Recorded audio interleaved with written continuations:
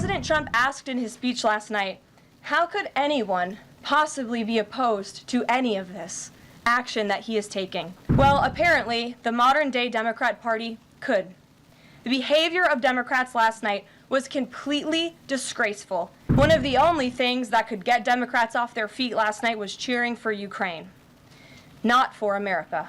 I apologize for my tardiness. It's quite the newsy day, and I was with the president talking about that news, so I look forward to taking your questions on it. But first, I want to talk about President Trump's historic and incredible speech last night. The American people and the entire world watched President Trump powerfully lay out how he's renewing the American dream in a record-breaking joint address to Congress. And Americans loved what they heard. According to a CBS YouGov survey, an overwhelming 76% of those watching approved of President Trump's speech last night.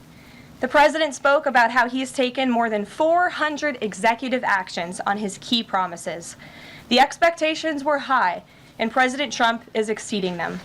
According to brand new polling from the Daily Mail, President Trump has never been more popular as his approval ratings are reaching historic highs. More Americans believe America is headed in the right direction than the wrong direction. Everyday Americans love this president because he tells it like it is, no matter what, and he did that last night. President Trump level set with the American people on the economy and exposed how badly Joe Biden screwed it up by causing the worst inflation crisis in 4 decades. President Trump was honest about where we are while making clear that help is on the way. As the president declared last night, he will make America affordable again. Last night, you also saw who motivates the president to work so hard. Everyday Americans who President Trump shined a spotlight on last night in his speech. From Mark Fogel, who President Trump was finally able to reunite with his family and his beautiful 95-year-old mother after being detained in Russia, to Peyton McNabb, whose heart-wrenching story motivated President Trump to end men in women's sports, and to Allison and Lauren Phillips, the mother and daughter and sister of Laken Riley, who President Trump honored by signing the Laken Riley Act to ensure her name will live on forever. In other amazing and surprise moments, President Trump honored the life of Jocelyn Nungare, who was brutally murdered by illegal alien gang members. He ensured Jocelyn will never be forgotten by renaming a national wildlife refuge in her home state of Texas to honor her life. And in one of the greatest surprise moments of the night, DJ Daniel, an incredible 13-year-old boy who is beating brain cancer, saw his dreams fulfilled by President Trump when he was made an honorary Secret Service agent.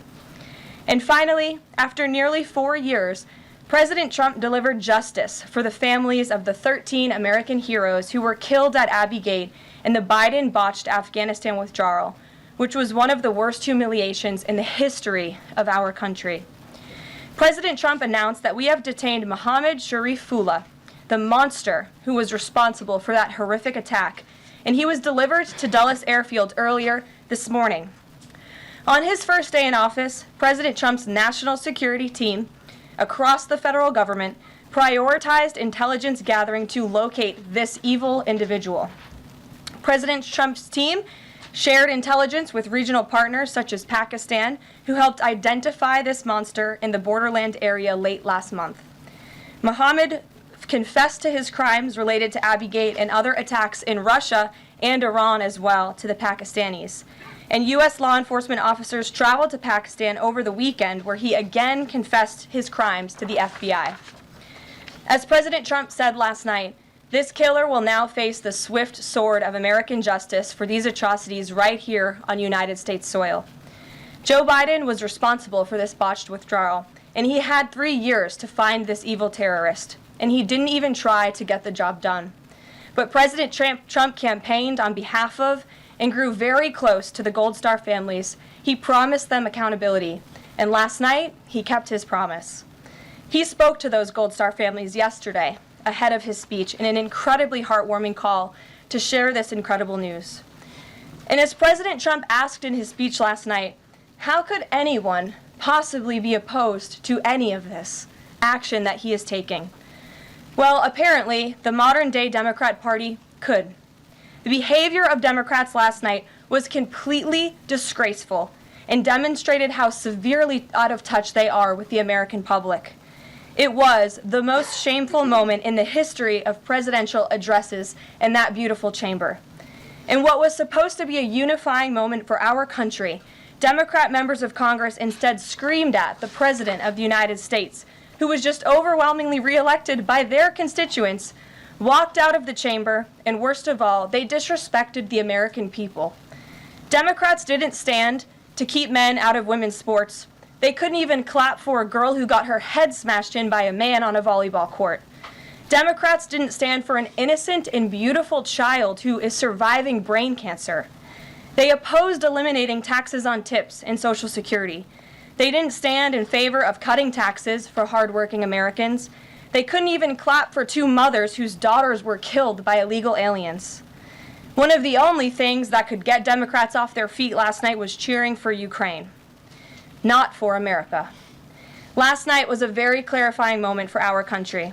The Democrats exposed themselves as the party of insanity and hate, the party that wants to put America last. They've allowed their Trump derangement syndrome to stop them from celebrating America and our people, and we will not allow them to forget that.